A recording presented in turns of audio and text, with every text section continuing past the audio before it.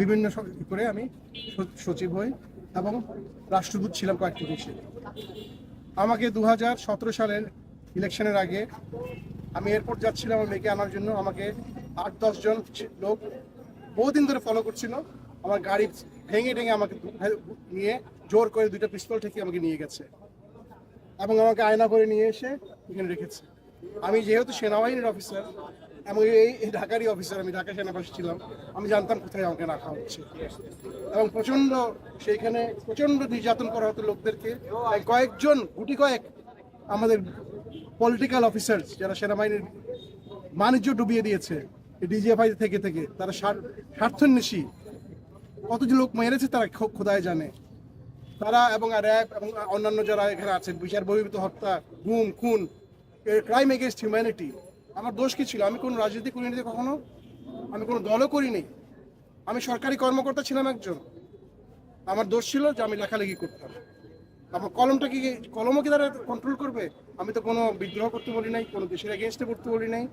আমি চেয়েছিলাম ন্যায় বিচার। এই ন্যায় বিচারের জন্য কি আমাকে 16 মাস এই ডাঞ্জেনের ডাঞ্জেন মানে কি বলে আয়না করে ফেলে রেখে মাটির তলের মধ্যে একটা অন্ধকার রুমে আমি যে কত ক্ষতিগ্রস্ত হয়েছি ফিজিক্যালি, সেটা আপনি বলে বোঝাতে পারবো না। একবার শেষ এটা বলবেন। সবার মুক্তি চাই, যারা এগুলো করেছে তাদের বিচার চাই।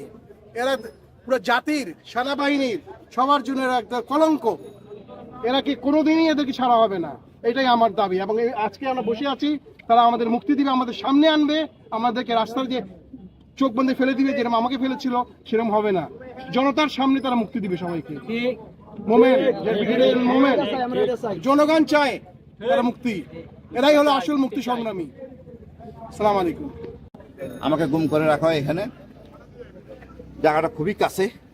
ওখানে এটা জয়েন্ট ইন্টিগ্রেশন সেল বলে, জয়েন্ট ইন্টিগ্রেশন সেল, ওইটাকে ডেভেলপ করে তারা আয়নাঘর বানানো হয়। প্রচুর লোক ওখানে আটকানো আছে, মানবতা জীবনযাপন করতে, কান্নাকাটি করতে, বিশ্রী একটা অবস্থা। দীর্ঘদিন ধরে কানে রাতে ঘুমাইতে পারে না, টর্চার নির্যাতন চলতেছে, মুখ বন্ধ। এটা তো একটা স্বাধীন দেশে হইতে পারে না। আমরা কারো করা দিন না, কাউকে উঠে নিয়ে রাখা যায় না এইভাবে। এই সেনাবাহিনী আমাদের গর্বের সেনাবাহিনী, স্বাধীনতার প্রতীক সেনাবাহিনী। এই সেনাবাহিনীর উপর বন্দুক রেখে কিছু অসৎ ডিজিএফআই কর্মকর্তা রাজনৈতিক সুবিধা নেওয়ার জন্য সেনাবাহিনীকে বদনামে ফেলাতে পারে না।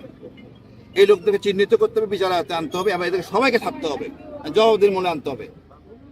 আমরা চাই ন্যায় বিচার, শান্তি শৃঙ্খলা। সেনাবাহিনী গর্বের সেনাবাহিনী থাকবে।